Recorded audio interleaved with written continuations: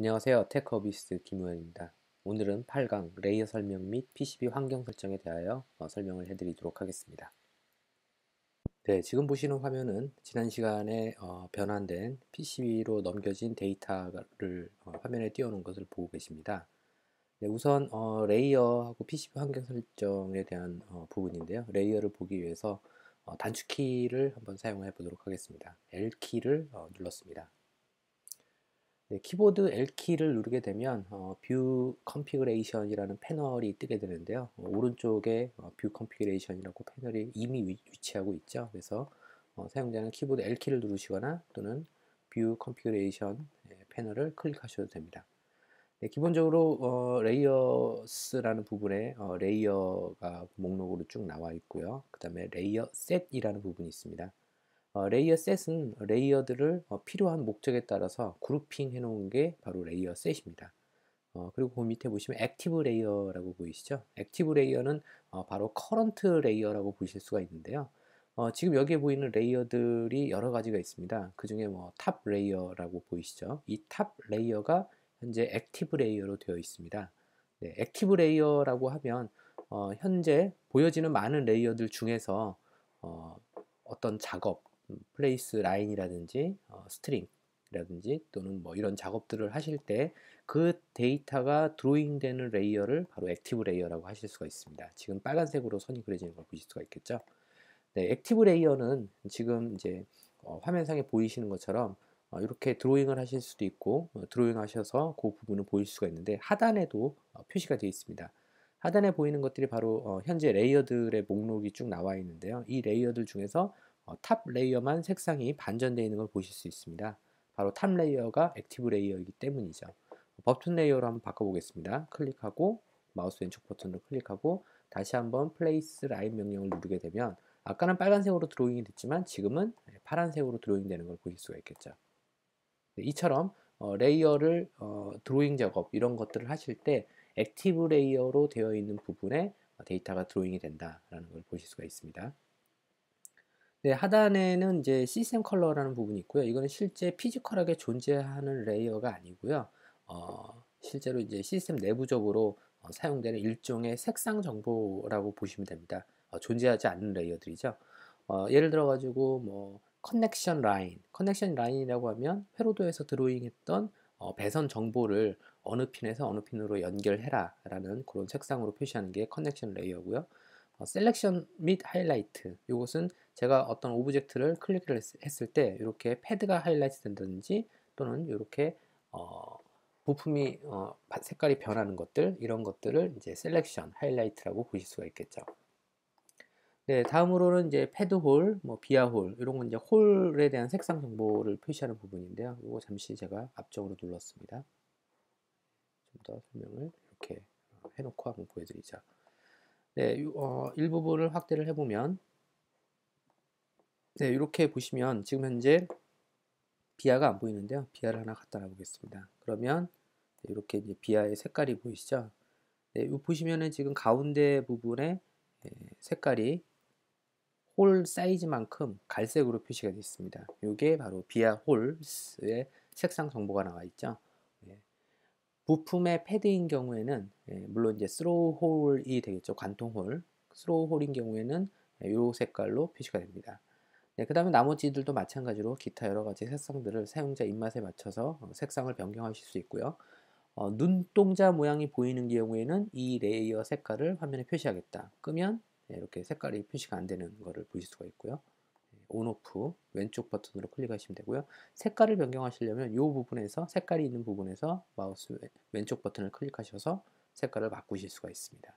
네, 네, 그러면 이제 좀 더 세부적으로 필요한 부분을 설명을 드리도록 하겠습니다. 먼저 가장 많이 사용하는 부분이 이제 여기 있는 이런 레이어들이 되겠죠.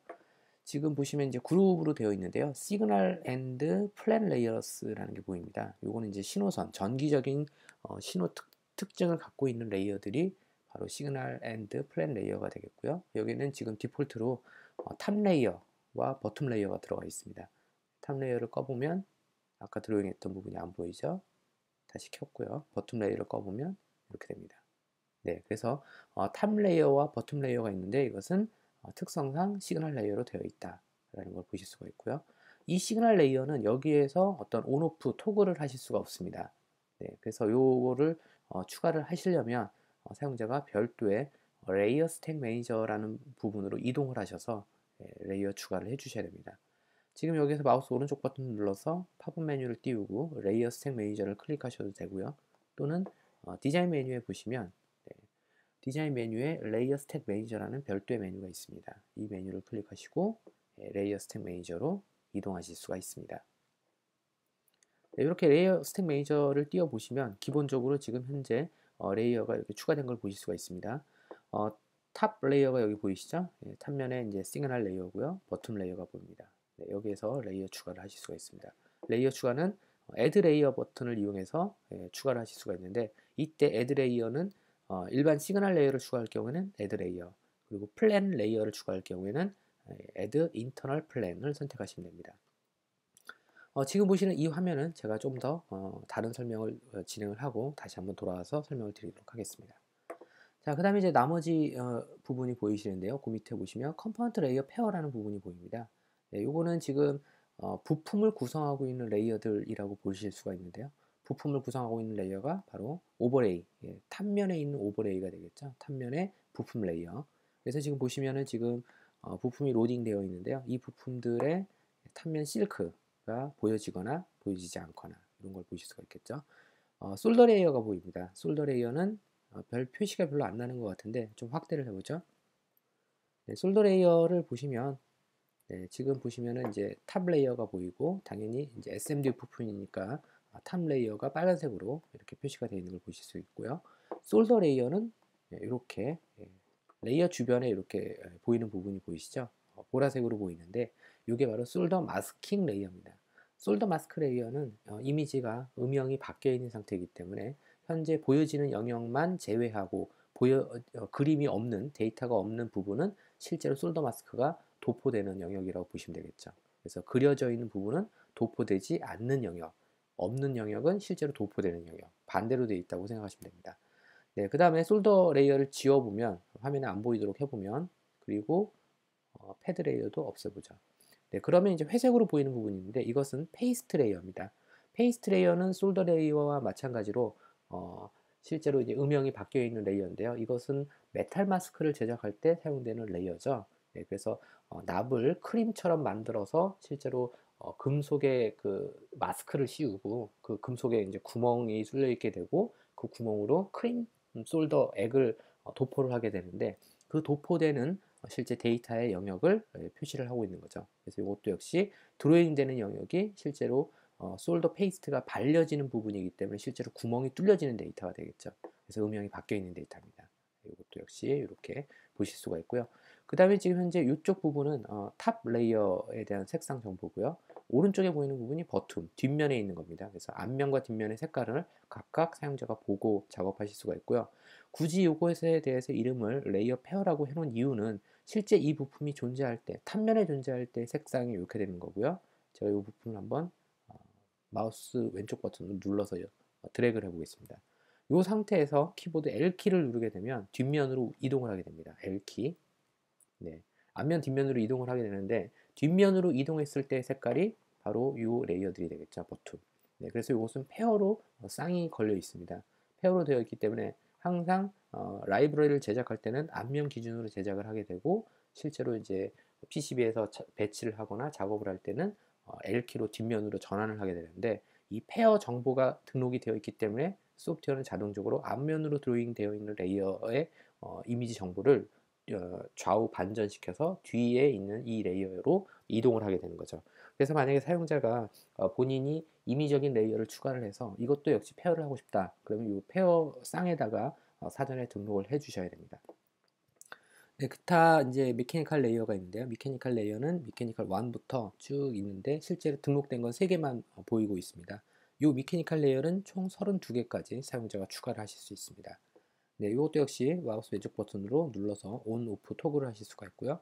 마우스 오른쪽 버튼 눌러서 Add Mechanical Layer 명령을 이용해서 레이어를 추가하실 수 있습니다. 편집은 Edit Layer, Delete는 Delete Layer를 눌러주시면 되겠죠. Add Mechanical Layer. 미케니컬 레이어가 지금 현재 보이는 번호가 M1부터 M32번까지 있을 겁니다. 32번까지 있게 되는데 여기서 제가 사용하지 않는 번호 14번을 한번 추가를 해보겠습니다. 네, 이렇게 미케니컬 14라고 추가가 되는데요. 이 14라는 이름은 사용자가 변경이 가능합니다. 네, 그래서 오른쪽 버튼 누르고 에디트 레이어. 네, 그러면 이렇게 이름을 변경하실 수가 나오게 되겠죠. 여기에서 저는 뭐 이런 식으로 예, 임의로 목적을 입력하고 사용하실 수도 있겠죠. 네, 이런 식으로 등록을 하실 수 있고 다시 마우스 오른쪽 버튼 누르고 딜리트 레이어로 삭제하실 수가 있습니다. 네, 그 다음에 이제 아더 레이어라고 기타 레이어들이 나오는데요. 멀티 레이어, 이것도 조금 주의 깊게 보셔야 되는 부분인데요. 부품 중 스로울 부품이거나 또는 비아홀 이런 경우에는 회색으로 보이는 부분이 있습니다. 네, 여기 회색으로 보이는 부분 보이시죠? 네, 이것은 실제로 스로울 부품의 랜드 정보가 되겠는데요. 이것은 사용자가 등록을 하는 순간에 탑면에도 존재를 해야 되는 거고요. 버튼면에도 존재를 해야 됩니다. 그래서 앞면, 뒷면에 일반적으로 개별적으로 등록을 하는 것이 아니라 멀티 레이어라는 레이어에다가 드로잉을 하게 되면 자동적으로 탑면에도 포함이 되고 버튼면에도 포함이 되는 그런 레이어가 바로 멀티 레이어가 됩니다. 네, 그 다음에 이제 드릴 가이드라는 부분이 보이시죠? 이것은 실제로 드릴 드로잉을 할 때 드릴의 중심점, 히팅 포인트를 표시해주는 십자 모양의 가이드를 디스플레이하는 부분이 되겠고요. 킵 아웃 레이어는 실제로 보드 외곽선이 바로 킵 아웃 레이어가 됩니다. 그리고 마지막으로 드릴 드로잉 레이어. 이것은 드릴 가이드 레이어는 실제로 십자 모양으로 중심점만 표시를 하고요. 드릴 드로잉은 실제로 거기에 표시되는 기호를 이용해서 드릴 사이즈가 얼마가 되는지 그런 것들을 표시할 때 드릴 드로잉 레이어에다가 표시를 하게 됩니다. 다음 설명을 진행하기 위해서 보드 외곽선을 한번 드로잉을 해보도록 하겠습니다. Z, A자를 눌러서 줌 올로 진행을 했고요. 자, 여기에 드로잉 되어 있는 이 부분이 있는데요. 이것은 삭제를 해보겠습니다. 마우스 왼쪽으로 드래그를 해서 이렇게 선택을 했고 딜리트. 자, 지금 여기 보이시는 요 그 네모 박스는 룸이라는 부분이 되겠는데요. 이 룸은 실제로 필요하시면 놔두셔도 되고요. 필요 없으면 지우셔도 됩니다. 이 룸이 존재할 경우에는 자동적으로 부품이 룸 밖으로 나가는 것을 탐지하기 때문에 부품이 오류로 이렇게 초록색으로 표시가 됩니다. 룸 안으로 들어갈 경우에는 보시는 것처럼 다시 색깔이 정상적으로 나오겠죠. 룸을 클릭하고 이동을 하게 되면 사용자가 이동하게 되는 부품에 대한 정보가 룸에 소속된 부품이 한꺼번에 이동되는 걸 보실 수가 있습니다. 이렇게 해서 사용자가 룸을 컨트롤할 수가 있는데 단순한 PCB를 설계하실 때는 이 룸이 오히려 불편할 수가 있습니다. 그런 경우에는 이 룸을 선택하고 딜리트 키로 눌러서 지워주시면 됩니다. 이 작업은 회로도에서 PCB로 데이터를 다시 한번 업데이트로 반영을 할 때 다시 룸이 또 생기게 됩니다. 이러한 귀찮은 부분을 없애기 위해서 프로젝트에서 마우스 오른쪽 버튼 프로젝트 옵션 이렇게 나오면 컴퍼레이터하고 ECU 제너레이션인데요. ECU 제너레이션에 add rooms라는 부분이 있습니다. 이것을 ignore difference로 바꾸게 되면 룸이 생성되는 그런 기능을 차단할 수가 있습니다. 이제부터는 이제 룸이 생성되지 않게 되겠죠. 물론 이제 필요에 따라서 룸을 꼭 쓰셔야 되는 분들은 아까 그 옵션을 끄지 말아 주셔야 됩니다. 자, 이해를 쉽게 하기 위해서 제가 여기다가 보드 외곽선을 한번 드로잉을 하도록 하겠습니다. 알티움은 이전 버전하고 좀 다르게 보드 외곽선을 그리는 방법이 변경이 되었습니다. 알티움 디자이너 18 버전에서는요. 먼저 플레이스 명령에 보시면 Keep Out이라는 메뉴가 있습니다. 여기에 있는 메뉴를 이용해서 보드 외곽선을 사용자가 드로잉을 해줄 수가 있습니다. 보드 외곽선은 라인 형태로 드로잉을 해야 되기 때문에 Keep Out의 트랙이라는 명령을 이용해서 그려보도록 하겠습니다. 네, 트랙 명령을 눌렀고요. 제로 포인트에서부터 시작해서 그리는 것이 아니라 임의의 포인트에서 시작해서 그려도 되고요. 제로에서 그려도 되겠죠. 저는 제로에서부터 가로 세로 4mm, 40mm, 한 30mm 정도 되는 사각형을 한번 그려보도록 하겠습니다. JL키를 누르시고요. 점프 X 포인트 좌표 제로, 그리고 탭 키를 누르고 Y 포인트 좌표 제로, 그리고 엔터를 2번 눌러줍니다. 한 번 누르고 또 한 번 누르고. 네, 두 번째 누르는 엔터는 시작점을 입력하는 부분이 되겠죠. 네, 이렇게 입력을 했고요. 다음으로 또 한 번 누를 명령이 JL 40mm이기 때문에 단위가 현재 밀스로 되어 있습니다. 단위를 먼저 바꿔볼게요. 단위는 지금 왼쪽 하단의 숫자 좌표를 보시면 MIL이라고 움직이는 숫자들 보이시죠? 이거를 Q자를 누르게 되면 단위가 밀리미터로 바뀌게 됩니다. 바뀐 밀리미터 단위를 이용해서 JL 오른쪽으로 40. 이제부터 입력하는 단위는 밀리미터이기 때문에 굳이 입력하지 않아도 40mm로 인지를 하게 되는 거죠. 그리고 Y값은 제로. 엔터 한 번, 또 한 번. 40만큼 입력을 했고요. 다시 JL 40, 탭키 30, 엔터 두 번. 두 번 입력했고요. 다시 한번 JL 제로, 그리고 30, 엔터 두 번. 다시 제로 포인트로 와야 됩니다.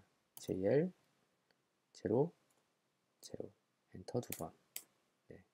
이렇게 입력을 해서 저는 이제 이렇게 드로잉을 했는데요. 자, 이 드로잉된 위치가 여기 너무 한쪽 끝에 있어요. 이거를 제가 좀 선택을 해서 오른쪽 위로 한번 올려보도록 하겠습니다.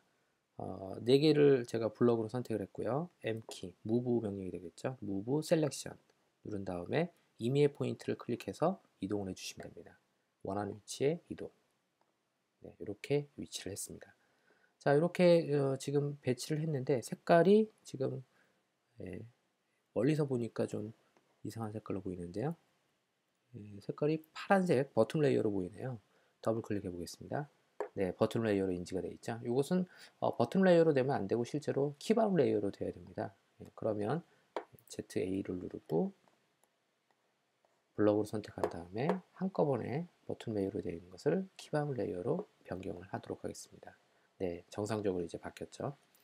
자, 그 다음에 이제 보이는 부분이 또 한 가지가 있는데요. 아까 잠깐 설명을 안 드렸던 부분의 색깔 중에서 지금 이게 탭이 안 보이는데 뷰 컨피그레이션에 보시면 보드 라인 에어리어라는 부분이 보입니다. 여기 이제 3D에서 보이는 보드 외곽선인데요. 지금 보이는 이 그 보라색의 색상은 Keep Out 레이어, 실제로 이제 보드 외곽선이 되는데 이것은 거버로 출력했을 때 PCB 제조 업체에서 인지할 수 있는 보드 외곽선이 되는 거고요. 실제 3D 숫자 3번을 누르면 3D로 바뀝니다. 3번. 네. 3D로 보여질 때 보여지는 보드 외곽선이 따로 있습니다. 이렇게 3D로 보일 때 보드 외곽선이 따로 보이죠? 네, 이것은 아까 드로잉한 거랑 좀 다른 모양, 다른 크기로 되어 있는데요. 다시 숫자 2번을 누르면 2D로 바뀝니다. 네, 이렇게 3D로 보여질 때 보드 외곽은 이 회색의 영역이 됩니다. 이 영역을 일치시키기 위해서 사용자가 이렇게 키 바운 레이어를 선택해 주시고 디자인 메뉴에 보드 쉐이프 그리고 Define from Selected Object라는 명령을 눌러주시면 보드 외곽선이 아까 드로잉했던 키바운 레이어와 일치되는 것을 보실 수 있습니다. 다시 한번 숫자 3번을 눌러서 이렇게 보도록 하겠습니다. 잘 보이시죠? 이 구체 동그란 9는 Shift 키를 누른 상태로 마우스 오른쪽 버튼을 누르면 나타나는 부분이고요. 이때 사용자가 마우스 오른쪽 버튼을 누르고 드래그를 하시면 뷰 시점을 옮겨서 보실 수 있습니다. 물론 이렇게 3D 상태에서 부품 배치를 하실 수도 있습니다. 이런 커넥터라든지 이런 것들 드래그하면 배치가 되는 걸 보실 수 있죠. 이렇게 확대를 해서 보시면 되고요. 배치를 하실 때 부품을 이동을 해서 L키를 누르면 뒤로 뒤지고 그리고 뒷면으로 배치가 되는 걸 보실 수가 있겠죠. 제가 지금 기판을 이렇게 뒤집었는데요. 이것은 카메라 앵글을 뒤집는 효과인데요. 실제로 부품이 옮겨지는 게 아니라 카메라만 돌아간다라고 보시면 되겠죠. 이 뷰 시점을 돌리는 것은 V키 그리고 팝업 메뉴에서 바로 백사이드가 지금 안 보이는데요. B자입니다. 단축키. 그래서 B를 눌러주시면 돌아가는 걸 보실 수 있죠. 다시 한번 V, B 뒤로 돌아가죠. 이런 식으로 부품이 이제 뒷면에 있는 것을 다시 앞으로 올리려면 L키를 눌러주시면 올라옵니다. 부품을 이동하는 명령은 차후에 다시 배치 과정을 설명을 드리도록 하고요. 이번에는 PCB에 그 시그널 레이어를 추가하는 레이어 스택 매니저에 대해서 보강 설명을 드리도록 하겠습니다. 레이어 스택 매니저에서는 사용자가 레이어를 추가를 하실 수가 있는데요. 이때 시그널 레이어의 추가는 바로 스택 매니저에서 진행을 하게 됩니다. 자, 보시면은 1번 탑 레이어가 보이시고요. 버튼 레이어 보입니다. 그리고 레이어에는 실제로 존재하지 않았던 부분이 몇 개 보이는데요. 바로 디일렉트릭이라는 부분이 되겠죠. 디일렉트릭은 존재하지 않는 부분이지만 실제로 제작했을 때는 존재하는 부분이 되겠죠. 레이어는 존재하지 않고요. 네, 여기다가 사용자가 레이어를 추가하실 수 있는데요. add 레이어 명령을 이용해서 추가를 했습니다. 그러면 시그널 레이어가 하나 추가되고 자동적으로 디일렉트릭은 하나가 더 추가됩니다. 디일렉트릭은 절연체이기 때문에 실제로 도체들 사이에서 전기적인 쇼트를 방지하기 위해서 절연 물질로서 자동으로 추가되는 것을 보실 수가 있습니다. 다시 한번 시그널 레이어를 추가를 해보겠습니다. 네, 시그널 레이어 2를 추가를 했고요. 시그널, 디일렉트릭이 그 사이사이에 들어가 있죠. 지금 현재까지 시그널 레이어는 총 4개가 추가가 됐고요. 디일렉트릭 레이어는 총 3개가 되겠죠. 이 절연 레이어도 역시 종류가 또 두 가지로 나눠지는데요. 바로 코어라는 재질이 있고요. 프리프레그라는 재질이 있습니다. 코어라는 재질은 실제로 PCB 제조 원판 공급 업체에서 사전에 압착 기능을 이용해서 압착을 해온 재질이 바로 코어 재질입니다. 그래서 두께의 변화가 없고 성분의 변화도 크게 일어나지 않는 것이 바로 코어 재질이 되겠죠. 그래서 여러분들이 생각하기엔 쉽게 지금 4층 기판이지만 두 개의 양면 기판이 있다고 보시면 되겠죠. 탑 레이어와 시그널 레이어 1 이렇게 해서 하나의 양면 기판이 있고 또 하나 시그널 레이어 2와 버텀 레이어 해서 또 하나의 양면 기판이 있습니다. 그러면 두 장의 양면 기판이 되겠죠. 코어를 기준으로 양면이 두 장이 되는 겁니다. 그러면 프리프레글은 절연 필름일 뿐이죠. 이 절연 필름을 가지고 실제로 첫 번째 양면 기판의 탑면 에칭 작업으로 배선을 회로를 형성하고요. 시그널 레이어 1도 에칭 작업을 이용해서 회로를 형성합니다. 이렇게 양면 기판이 하나 만들어지고 같은 방법으로 두 번째 PCB도 제작을 하게 되겠죠. 그러면 이렇게 제작된 PCB를 핫프레스를 이용해서 압착을 하게 되는데요. 열을 부여를 해서요. 이럴 경우에 프리프레그라는 절연 필름을 놓고 그 다음에 한꺼번에 압착을 하게 되는 거죠. 이런 공정으로 닫힌 기판을 제작을 하게 됩니다. 따라서 압착 공정 바로 이전에 홀을 뚫게 되면 탑 레이어와 시그널 레이어 1 사이만 이동을 하게 되겠죠. 네, 그래서 내층 비하라는 것을 생성할 때 실제로 이 재질이 코어 재질이냐 아니냐에 따라서 비하가 생성되는 위치가 제한적일 수가 있습니다. 그래서 여러분들은 실제로 적층 구조를 확인하고 내층 비하가 어떻게 만들어질 수 있는지를 등록을 사전에 해주셔야 됩니다. 그런 부분들이 바로 드릴 페어가 되겠죠. 드릴 페어를 눌러주시면 네, 이렇게 나옵니다.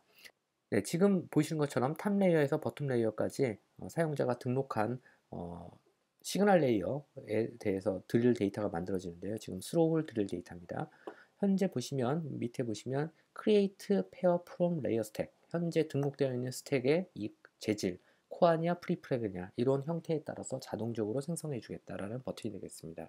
눌러주시면 이렇게 탑에서 버튼까지 뚫릴 수가 있고 탑에서 시그널 1까지 그리고 레이어 2에서 버튼까지 보시는 것처럼 코어 재질만 관통할 수 있는 걸 보실 수가 있겠죠.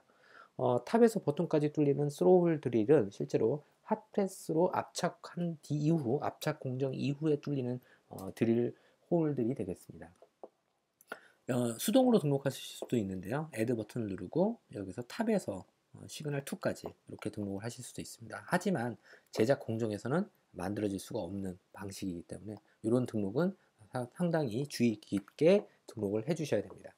네, 오케이. 또 다른 형태로 한번 등록을 해보겠습니다. add 레이어 하나 더. 이번에 등록한 거는 레이어 3번인데 이것을 실제로 이제 레이어 3번 요거를 제가 한번 바꿔보도록 하겠습니다.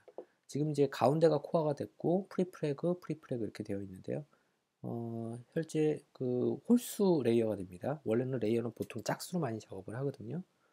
요거를 제가 이제 프리프레그가 아니라 요거를 클릭해서 코어로 바꿨습니다. 얘도 클릭해서 프리프레그로 바꿨고요. 얘를 클릭해서 코어로 바꾸고요. 그 다음에 얘를 프리프레그로 바꿨습니다. 네, 이렇게 바꾸게 되면 실제로 마지막 공정에서는 레이저를 이용해서 이 부분을 원하는 깊이만큼 뚫어줄 수가 있습니다. 이러한 공정에 홀도 생성할 수 있기 때문에 레이저 드릴이 되겠죠. 이런 형태로 제작을 가능하게끔 할 수 있습니다. 그래서 드릴 페어도 이런 공정에서는 탑에서 레이어 1까지 이동을 할 수가 있겠죠. 이 코어 재질은 드릴 홀로 뚫어주고 이 위는 레이저로 뚫어주고 그래서 이런 경우에는 add 명령을 이용해서 탑에서부터 레이어 1번이죠. 시그널 1까지 뚫릴 수 있다. 이렇게 사용자가 등록을 하실 수가 있겠죠. 자, 그 다음에 이제 이쪽에 보시면 임피던스 칼큘레이션 공식이 있습니다. 네, 이것은 이제 임피던스를 계산할 때 사용되는 공식이 되겠죠. 네, 임피던스를 계산할 때 사용되는 공식은 여러 가지가 있는데 그 중에 네 가지 시정수를 이용해서 계산을 하게 됩니다. 첫 번째는 트레이스 투 플랜 디스턴스, 배선과 플랜의 그라운드 플랜의 이 절연체의 거리를 나타내고요. 그 다음에 배선의 두께, 몇 온스짜리 PCB냐, 그리고 배선의 폭, 두께 폭이 얼마냐, 네, 배선의 굵기가 되겠죠. 그 값. 그리고 마지막으로 사용하는 것이 유전율이 되겠습니다. 유전율. 네, 그래서 지금 보시면은 그 계산 공식이 쭉 있는데 여기에 제가 말씀드린 그 네 가지 팩터들이 다 들어가 있습니다. 그 네 가지 팩터를 공식으로 계산을 하면 실제로 임피던스가 나오게 되겠죠. 네, 바로 유전율이 여기 보시는 디일렉트릭 컨스트레인트입니다. 이게 바로 유전율이 되겠죠. FR4가 보통 유전율이 4에서 4.5 정도의 값을 갖게 되고요. FR4 재질. 네, 일반적으로 공기가 1의 유전율을 갖고 있습니다. 그리고 유전율이 가장 좋은 세라믹이나 기타 테프론 PCB들은 유전율 2를 갖게 되는데요. 유전율이 낮으면 낮을수록 특성이 가장 좋아지고요. 높으면 높을수록 고주파에 대한 특성은 낮아집니다. 그래서 사용자는 PCB를 제작을 하실 때 유전율이 얼마짜리를 제작하느냐가 상당히 중요한 팩터가 될 수도 있습니다.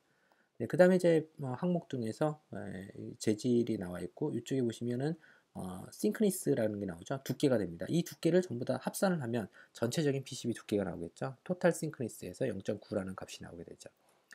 자, 그 다음에 여기 보시면 풀백이라는 부분이 있는데요. 들여쓰기라는 부분입니다. 지금 현재는 플랜이 없기 때문에 항목이 안 나와 있는데요. 플랜을 하나 추가를 해보겠습니다.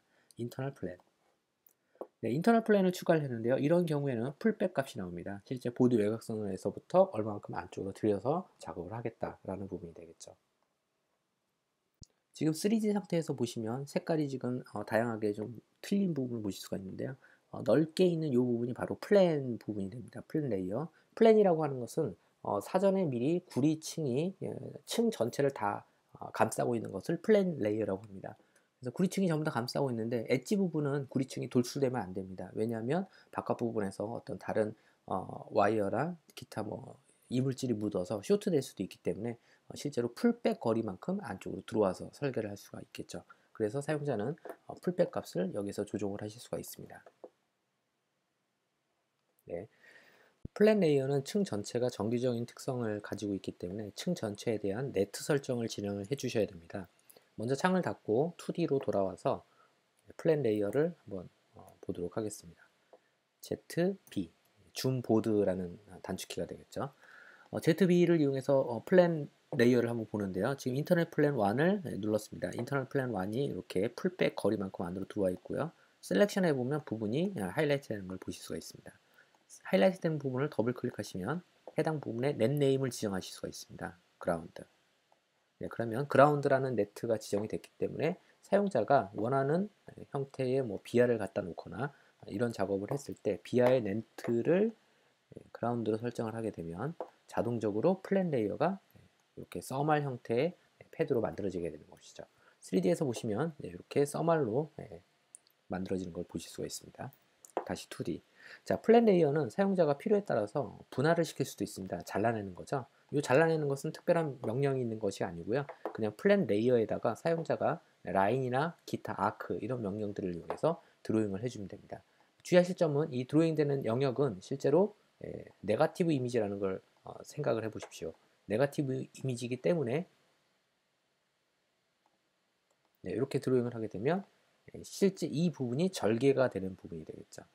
그래서 이쪽의 구리층과 이쪽 좌측 상단의 우측 상단의 구리층은 실제로 다른 네트를 형성할 수가 있습니다. 그래서 지금 여기 부분은 더블 클릭해 보시면 아까 입력했던 GND가 되고요. 여기는 새롭게 원하는 층을 입력을 바꾸실 수가 있겠죠. 그러면 다른 형태의 네트를 가질 수가 있습니다. 그래서 여기는 비아가 GND층의 영역에 있을 때와 다른 층에 있을 때는 모양 자체가 달라질 수가 있겠죠.